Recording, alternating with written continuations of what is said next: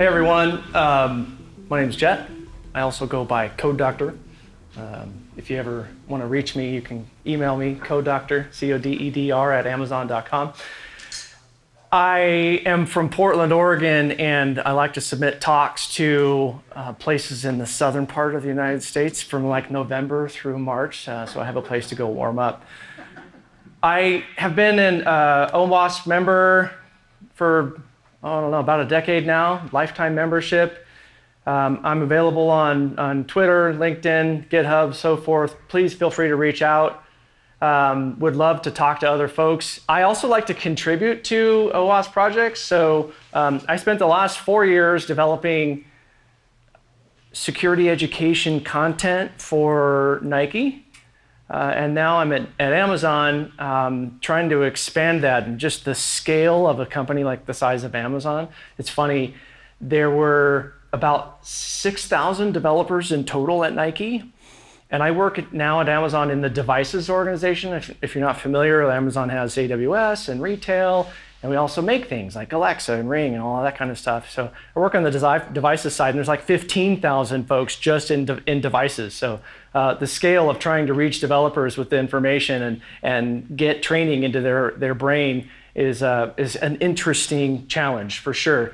Yeah, I used to work for those folks. More importantly, I'm proud of the work that I do for this organization, OWASP. And if you're not yet a member, please become an OWASP member. And if you are an OWASP member, I appreciate that you come to a talk like this and that you come to a conference, but also would encourage you to be involved in projects. So I contribute to a number of OWASP projects.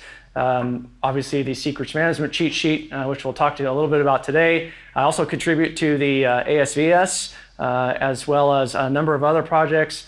There is a lot of, I think that's what's important to say though is, we know that OWASP started back in 2002 because folks like us wanted to share information, right? Like that's the whole point. But it only continues if we all continue to share information, and that's how we all get better. That's how we all get smarter. I don't know everything all on my own. I learn from all of you, so I really appreciate those who come and share information as well.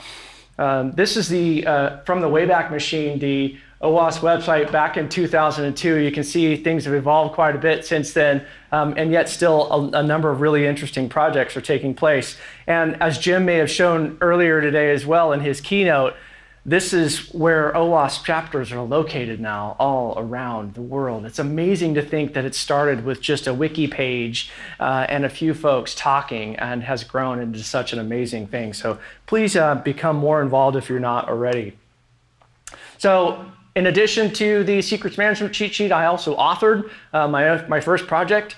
I wrote the OWASP logging vocabulary cheat sheet. The logging vocabulary is a set of predetermined action keywords, if you will, events that have taken place that you might log in your logs. Then if all of your developers use these same keywords in their events, your job of monitoring becomes a lot easier. You just monitor for those keywords, right? And instantly you can note that something's taken place. It also encourages developers to think adversarially in terms of the way that they're writing error correction and logging in their applications, so that they are then able to generate an event like this in logs. So please go out, take a look at that. If you have any information about logging or other ideas about this, please submit a pull request or an issue to that project.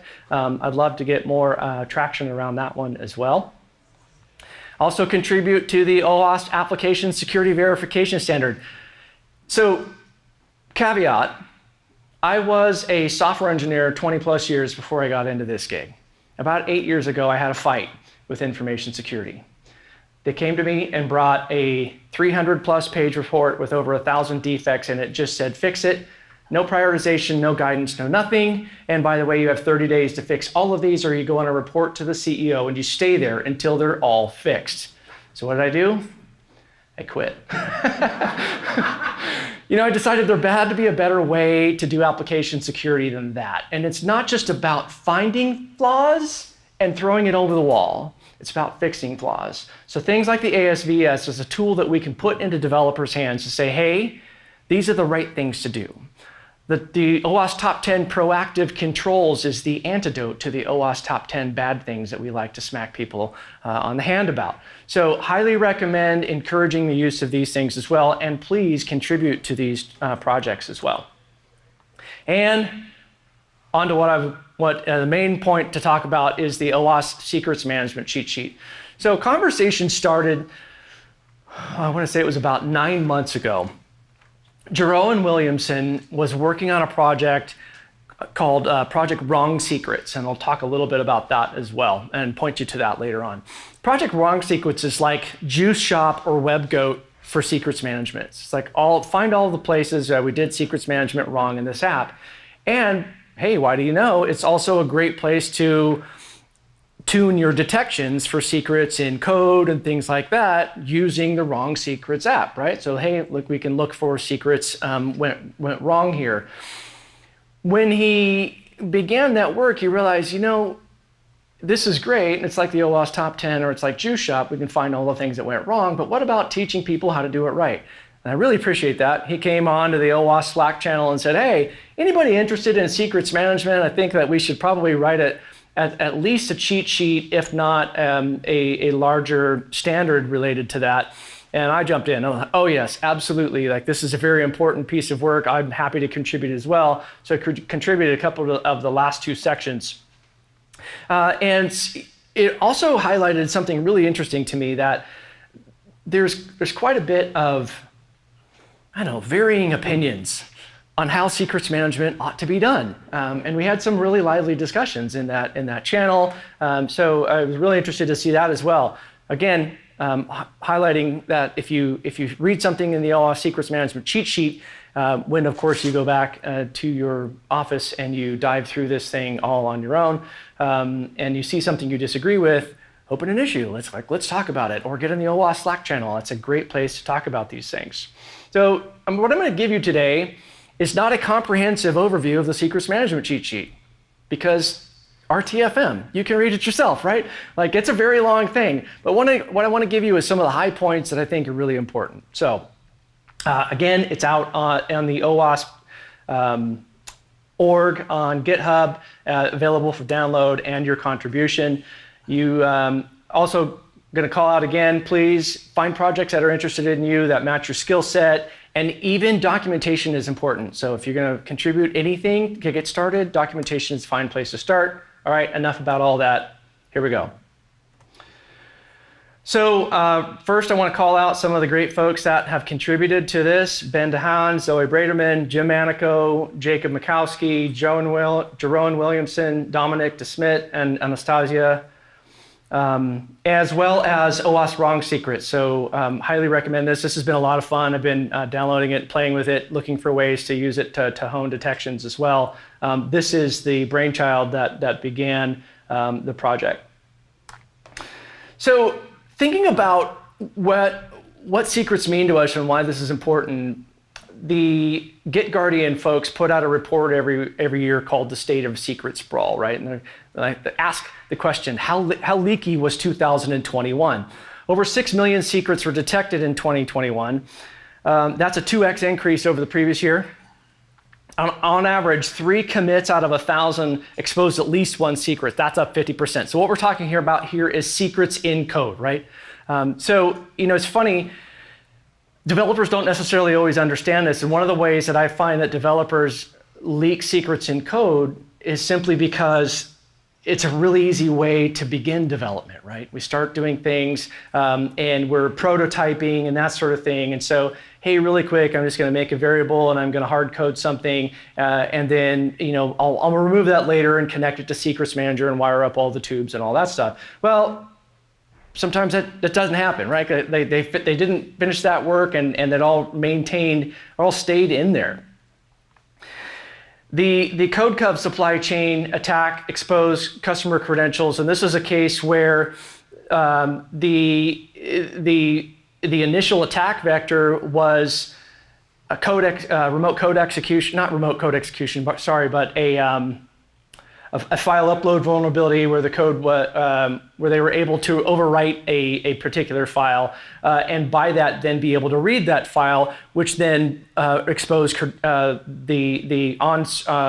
the server-side credentials, which gave them access to all the customer credentials as well. So we're finding that these are now the vector to a lot of different types of attacks. And so, this is where we see this happened. Like I talked about, a developer, they upload something, hey, put my super secret thing in here. By the way, make sure to go back and fix this later, but it doesn't happen. So never, ever, ever write secrets in code. At the very worst, environment variables in development may be fine, but even that is a horrible way because that could be exposed very quickly as well. One of the things that I think we also need to be on the alert for is this idea of pull request packing, if you will, it's called. GitHub has a feature where if you submit a pull request that's over a certain number of lines, it will compress that. And so it won't even show it, right? So you have a pull request, hey, I fixed this thing. And what might be behind that is, minified code that looks like this, and who's going to even see those line differences, right? But what's down there in the middle of that? Hey, look, I just snuck some code into your thing here, right? So you be on the lookout for that kind of injection as well. This is another way that secrets get stolen, is through this kind of a PR sneaking through compressing and minifying those code bits. So what is a secret? Anyone have an opinion on what a secret is? Come on, let's be interactive. Yeah. Passwords, yeah. All connection properties. Connection properties, absolutely true. Private keys, API keys, other kinds of credentials, absolutely. API keys, user credentials, root password, that kind of business. Database credentials and connection strings. IAM permissions. Secure shell keys, your certificates, that sort of thing for making connections, all other types of certificates, others, anything. So when you're thinking about secrets and secrets management, you have different kinds of secrets that need to be stored and retrieved. You also have different kinds of secrets that need to be detected. So detection is the other side of this thing as well. And that's where the conversation got interesting when we started talking about how to do secrets management on the OWASP channel was, hey, like, is there a one-size-fits-all for secrets? We realized pretty quickly the answer was no, right? So we started to realize that there are different ways to manage various types of secrets. So how should I store them? Well, one of the first principles we realized is, ideally, if we could do this in a way that didn't require any human access or didn't even allow any human access, that might be the best thing to do. Like you got an API, you're going to stand it up, especially in the case of something ephemeral like a Lambda or a container. It needs to be able to get credentials. Should a user be able or a person be able to go and grab those credentials too? Probably not. Like they don't need to be able to do that. But that individual ephemeral process should be able to go and get the credential it needs, retrieve it, and potentially even immediately rotate or so forth without ever having any human access. So automation is key.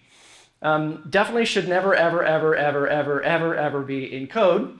In case you ever wonder, no, definitely not in code ever.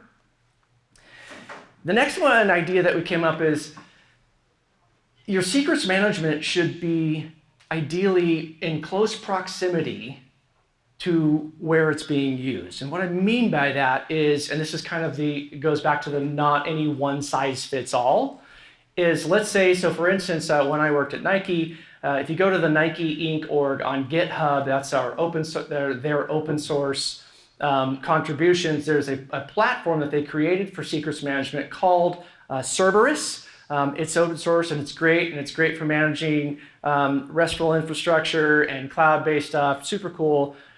But trying to mandate that everything uses that is probably not the right answer, right?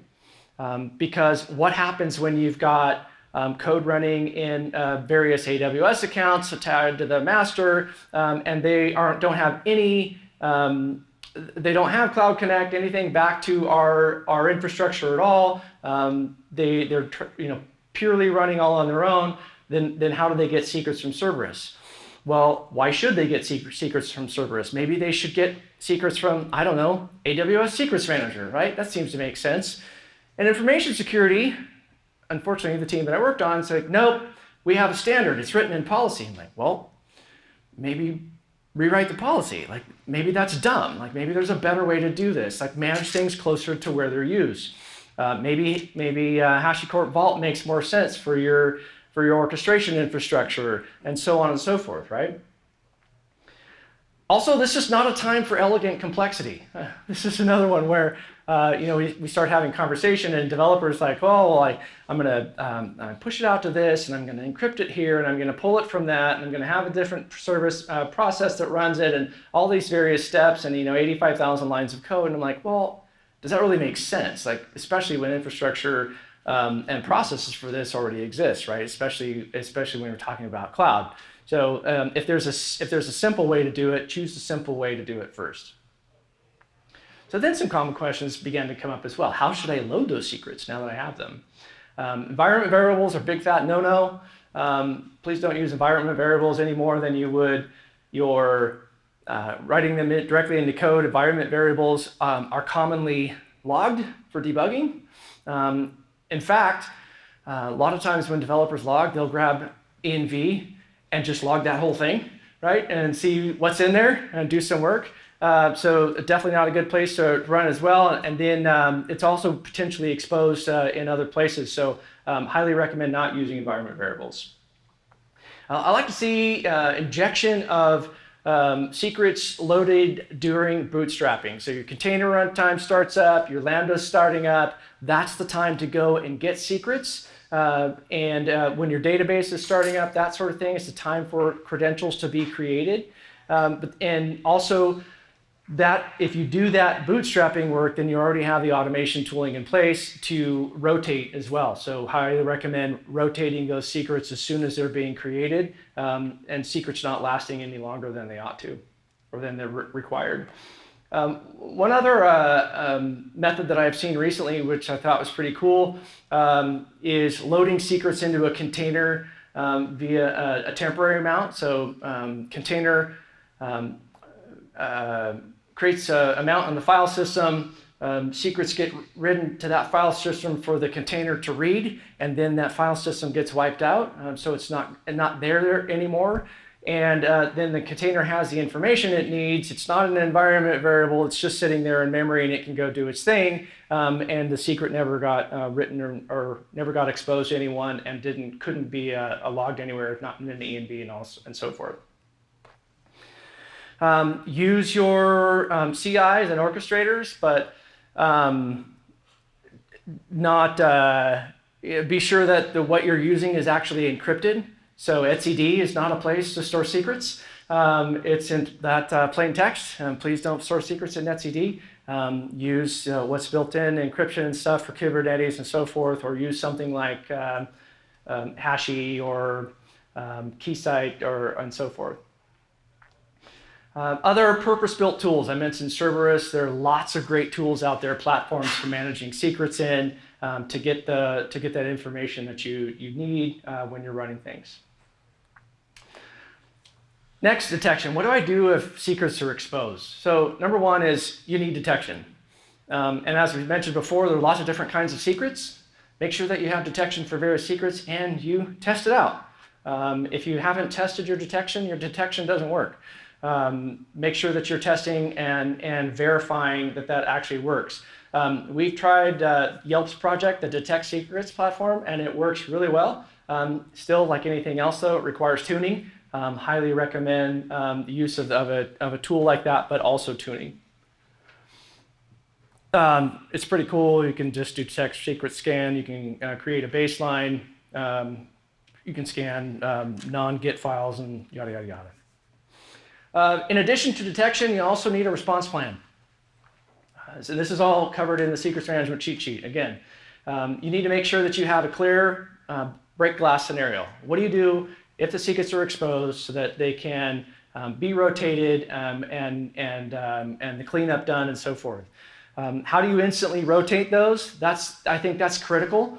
So for instance, working on a team once, company unnamed, of course, developer had a laptop with, I think it had to be like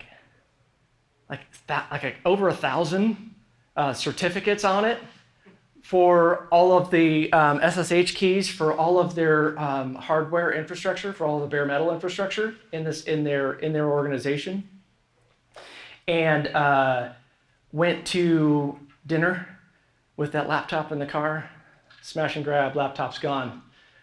Now they have 1,000 certificates to renew, no automation. They called it the great rotating. It was quite a bit of a mess. I think it took several days for that to take place. And guess when that happened? Friday at 5. Always Friday at 5, right? That's the only time we have those kinds of the things that take place. So make sure that you don't put all of your eggs in one basket like that, but then also that you have a way to rotate automatically when needed. And then also scrubbing that exposed secret. So that exposed secret that existed before should never be used again, should never live anywhere as well. By the way, did I mention automation? Yeah, for sure. So who should have access to secrets? So we mentioned before, ideally, nobody, right? That'd be the ideal world, the system that needs it only. Also, that gives us the next caveat is to consider least privilege, right? How many secrets should you have? Well, ideally, however many are required to ensure that you have the least amount of capability for each of those secrets as you can. Should be fine-grained in that case, right? Only for a very clear purpose. It should, secret generation and rotation should be automatic. It should automate creation, automate rotation, especially after use, and automate expiration. Please consider all of those and build that into your runbook. So final thoughts.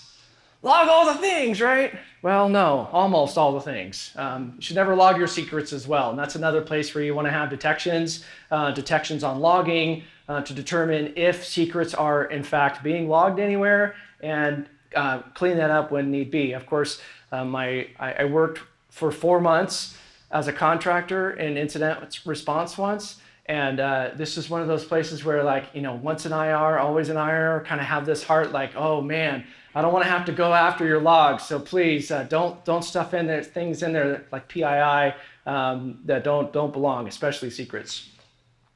Again, I'm going to point back to wrap up to wrong secrets. This is when you're thinking about detection, you're thinking about logging. This is a tool that you can use to determine if your secrets and your detections, logging, and so forth are working. And it's also fun to just play with, right? So it kind of helps you develop the mindset of what it means to handle secrets, what it means to control secrets, and how you might go about rotating secrets. So, as I mentioned, this is not a comprehensive overview of the cheat sheet, the secrets management cheat sheet. You, the practitioners, have the responsibility now, because you've been told that it exists, this brand new project. It's pretty amazing. Go read it. It's not horribly long.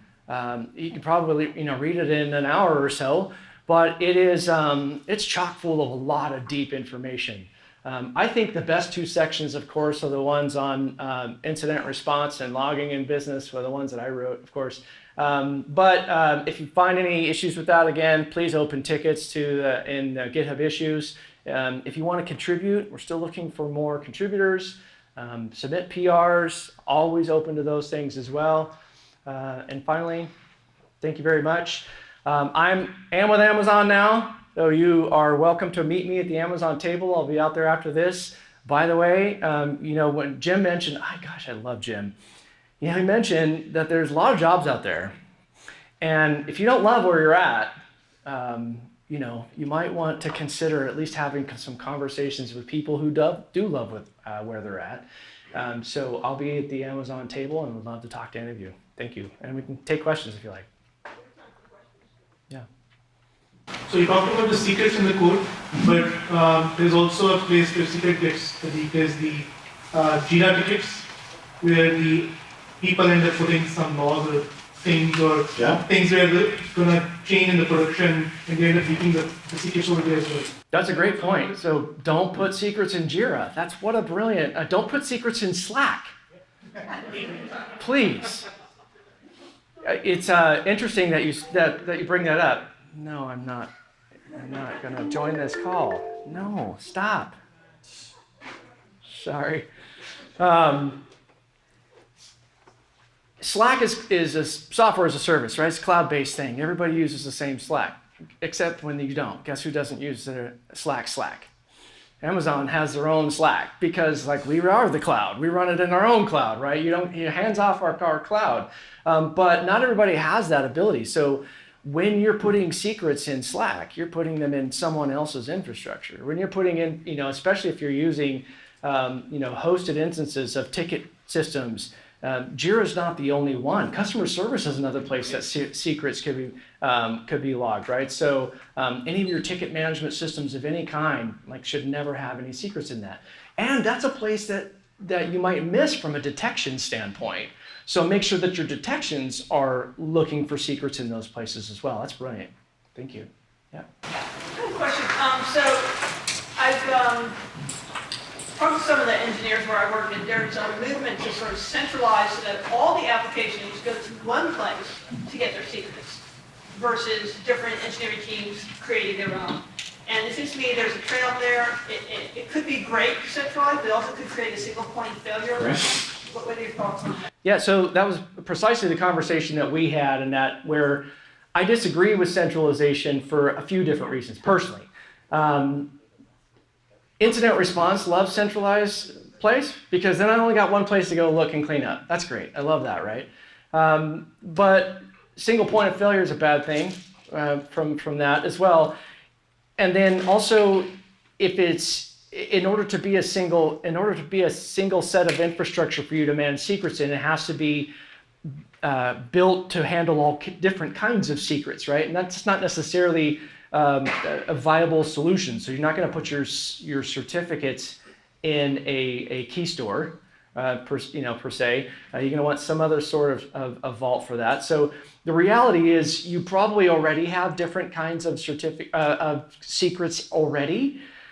That's where my recommendation was put secrets where it makes sense, right? And so, let's say, bare metal infrastructure running inside, you might want to run your own secrets platform for that thing. That's great. And put it in that data center, low latency, not many hops, all that wonderful business.